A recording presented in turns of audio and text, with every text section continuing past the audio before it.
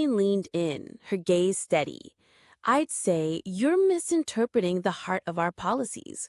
Fighting for everyday Americans means amplifying all voices, especially those drowned out by the elite narratives that often dominate platforms like this one. The audience rustled, a murmur rippling through the crowd. Whoopi tilted forward, her eyes narrowing. Hold up, you're calling us elitists? Carolyn didn't waver. When you dismiss the worries of parents, small business owners, or people of faith, yeah, that feels pretty elitist to me. A hush fell, sharp and electric. Whoopi shot back, her tone dripping with bite. You've got a lot of nerve for someone who sounds like they're reciting Trump's script word for word. Tell me, do they drill that loyalty at MAGA Academy, or does it just come naturally? The crowd inhaled sharply. Before we dive deeper, drop a comment with where you're watching from and hit that like and subscribe button so you don't miss what's coming next. Carolyn, unfazed, her voice cool as steel, replied, Tell me, Whoopi, do they teach that smug superiority in liberal talk show boot camp, or is that just your signature daytime TV swagger? The room froze, the audience's chatter snuffed out like a candle. Gasps punctuated the silence. As cameras zeroed in, the production crew sensing a moment too raw to script. This wasn't just a sparring match. It was a high-stakes showdown draped in sharp wit. Whoopi raised her eyebrow, smirking as she leaned back, arms crossed like royalty unshaken. Sweetheart, she drawled, her chuckle slow and taunting. I was doing this before you were even a thought. You're cute, I'll give you that, but you're playing out of your depth. It was a velvet-gloved jab, the kind only Whoopi could land on live TV. But Carolyn didn't blink. She let the insults hover, a storm brewing in the air, then countered with a smile that cut like a blade. That might fly in Hollywood, she said, her voice a blend of elegance and iron. But in the realm of law, governance, and constitutional frameworks, where policies are forged and principles hold, I know my ground. Whoopi blinked. Joy Behar, sensing the heat spike, dove in like a referee. Okay, let's keep it real. You're not a lawyer, Caroline. You're young, sharp, sure. But a lawyer? Come on. Carolyn's head tilted, her eyes locking onto Joy with the calm of someone who'd been underestimated one too many times. She raised a single finger, deliberate and precise. Actually, Joy, I earned my Juris Doctor with honors, interned under 2 top constitutional scholars, and served as legal counsel for a bipartisan congressional probe into regulatory overreach before I ever stepped into the spotlight. Now it was Whoopi blinking, twice, her smirk faltering. Joy's jaw slackened, a faint, wait, what? Slipping out, barely caught by the mics. Carolyn pressed on, her gaze now fixed on Whoopi. If you want to debate the First Amendment, the 14th Equal Protection Clause, or even executive powers in times of crisis, I'm ready. But don't confuse youth with inexperience, or polished words with empty substance. A pause, heavy and electric, then a single clap broke the silence. Another followed, then a wave of applause, not deafening, but earned, the kind that comes from witnessing a clash no one saw coming. Whoopi looked away first. Carolyn, composed, folded her hands and offered a faint smile, as if she'd made her point without needing to gloat. Carolyn turned back to Whoopi, her expression cool, but laced with something razor-sharp, almost surgical. You assumed I'm just a mouthpiece, a polished puppet reciting lines from men in power, she said, letting the accusation linger. Here's the reality. I've crafted the arguments you're now attacking. While you were tossing quips about DC chaos to a live audience, I was up at 2 a.m. in a library drafting legal memos on precedent. I studied Marbury versus Madison while your team was booking guests for Hot Topics. You've played courtroom drama. I've lived it. The crowd stirred, no longer watching a talk show, but a masterclass in intellectual combat. Whoopi's smirk tightened, her posture stiffening as she leaned in, ready to play her final card. Then explain this, she said, her voice rising, almost triumphant. How did you defend backing a president who's been indicted more times than he's sworn an oath? You call that loyalty to the Constitution? The audience split. Some cheered, some gasped, all waited. Karoline didn't flinch. Innocent until proven guilty, she replied, her tone even. That's not just a catchphrase, it's the bedrock of American law. Due process, rule of law, the 5th and 14th Amendments. I don't back people. I back the Constitution, whether it's popular or not. If you only support those principles when they suit your side, that's not justice. That's vengeance. Boom. The word hung unspoken, silencing half the room.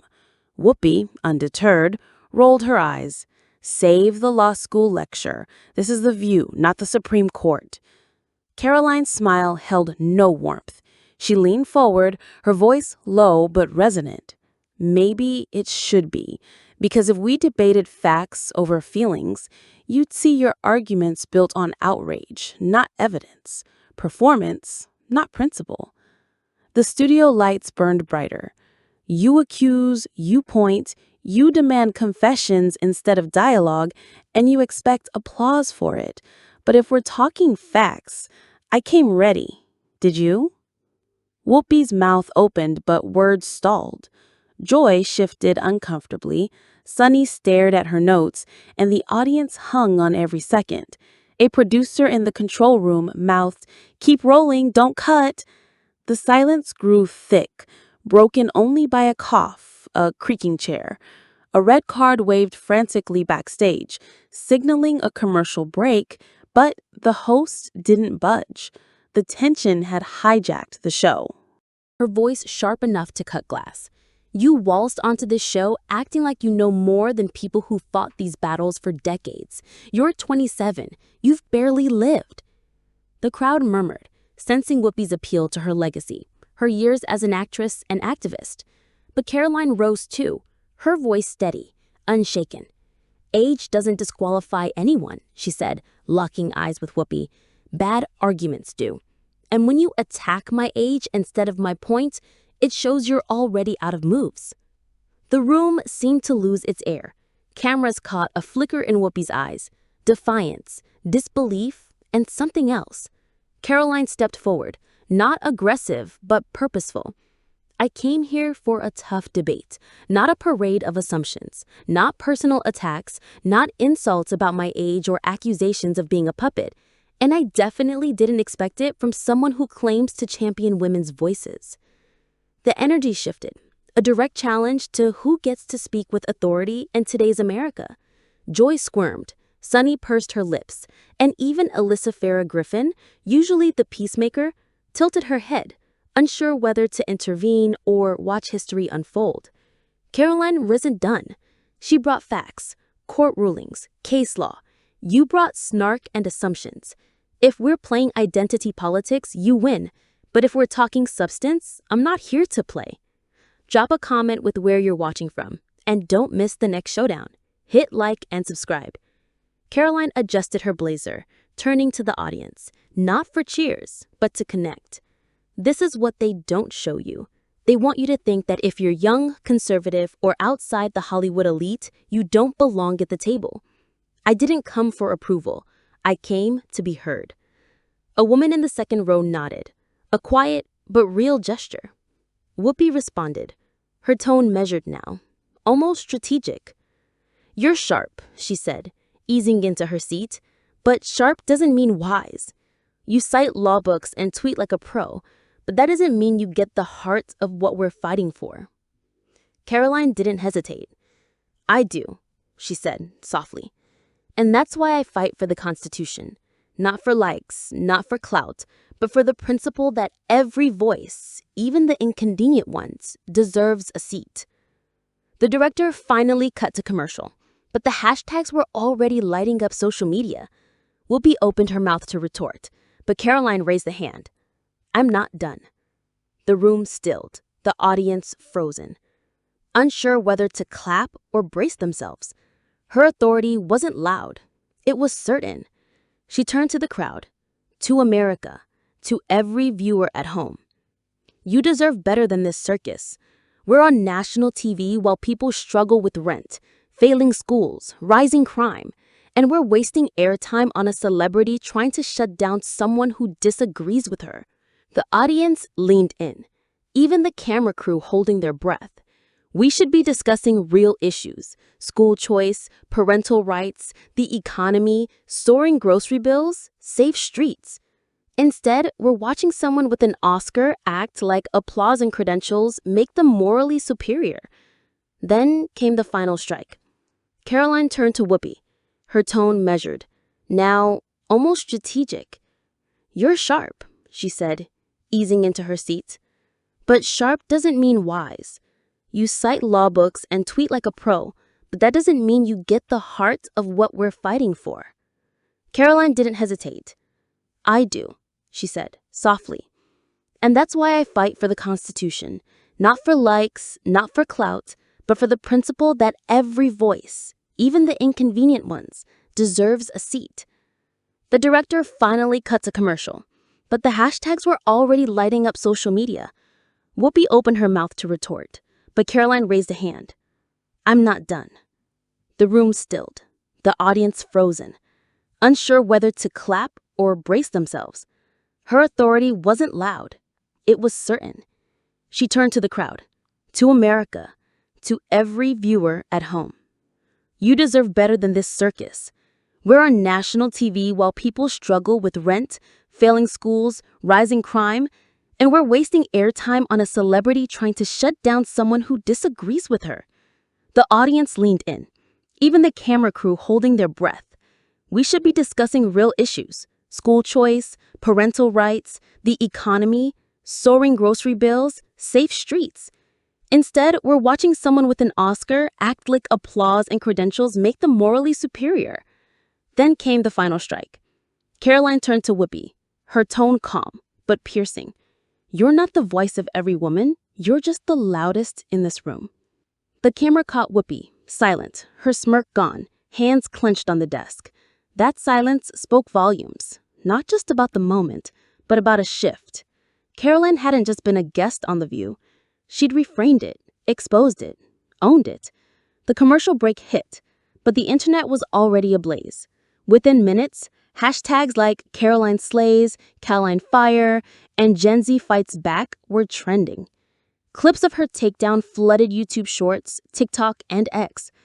Conservative voices hailed it as a masterclass in composure under pressure, while even moderates admitted she owned the stage without raising her voice. Memes exploded. One with Karoline pointing out Whoopi captioned, "You're not the voice, just the noise." Another placed her in a courtroom, the words "objection, career overruled" blazing across. A viral tweet read, "Karoline Leavitt didn't just appear on The View. She flipped the table without lifting a finger." Even liberal corners were divided. Some slammed Whoopi for getting personal. Others conceded Karoline's elegance was undeniable. A generational torch was passed on live TV, and millions witnessed it. Fox News replayed this segment in full. Tucker Carlson grinned, saying Whoopi met her match and she wasn't ready. Even MSNBC's pundits admitted, "I don't agree with Karoline Leavitt, but she owned that table like a seasoned litigator." Whoopi stayed quiet, her team canceling her next 2 appearances. Karoline? She was booked for 6 primetime slots in 48 hours. She didn't seek the spotlight, but she claimed it. Because when Whoopi tried to dismiss her with a cheap shot, Karoline didn't just reply. She prosecuted, and she won.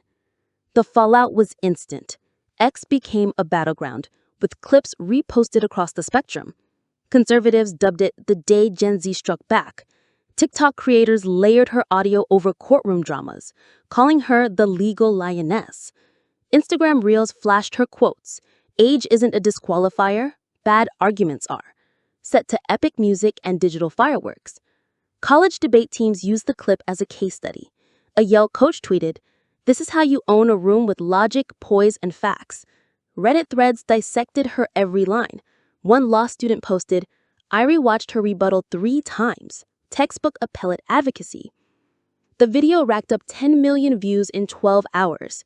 Hashtags like Karoline clapback, Whoopi served, and legal genius trended across platforms. What made it stand out? Caroline's restraint. She never shouted, never mocked, never gloated, just stood her ground with surgical precision. That made the victory sharper. Whoopi's defenders tried to spin it as a generational clash or blamed producers for letting it spiral, but the truth was clear. Karoline walked into the lion's den and left with the crown. Within days, she was everywhere. Op-eds, interviews, panel discussions, her LinkedIn overflowed with praise. A conservative PAC's video, Karoline versus The View, the day Reason won, hit 2 million views by breakfast. Senators shouted her out. Staffers quoted her in Slack. Even moderate Democrats sent quiet respect. Karoline Leavitt became a symbol. Not just a name, but a beacon of youth outsmarting experience with grace. Whoopi's silence grew heavier. The View's ratings dropped the next week, viewers questioning if its format had turned into an echo chamber. Producers clashed over guest vetting, with the leaks hinting at emergency PR meetings. Meanwhile, Karoline didn't pause. At a Georgetown panel titled Facts versus Feelings, the Next Generation of Civil Debate, she said, "That moment wasn't about personalities. It was emotional rhetoric crashing against intellectual rigor." The audience gave a standing ovation. A student journalist asked, "Did you expect it to go viral?" She smiled. "I expect it to speak truth. The rest is just noise." Her voice carried beyond TV. She launched a podcast, wrote for national outlets, and mentored young women in politics and law. A best-selling author called her moment Gen Z's intellectual wake-up call. The defining image, a still of Karoline leaning forward, finger raised, calm but unyielding opposite a silent Whoopi, now hangs in dorm rooms, debate halls, and reportedly a senator's office. It wasn't just a TV moment. It was a cultural turning point. Don't forget to like and subscribe. See you next time. Then Whoopi, air in the studio crackled with anticipation even before the cameras flickered to life. Whoopi Goldberg, perched at the heart of The View's panel, rifled through her cue cards with the poise of a seasoned pro, radiating confidence that she'd steer the conversation with ease. Across from her sat Karoline Leavitt, youthful, polished, and exuding the kind of unshakable composure she'd honed in the high-stakes world of Capitol Hill. But this wasn't Washington's marble corridors. This was Whoopi's domain, or so she believed. The exchange kicked off gently enough. Joy Behar lobbed the opening salvo. "Karoline, you're tied to an administration that says it champions everyday Americans, yet critics argue your policies sideline the real struggles of marginalized groups. How do you respond?"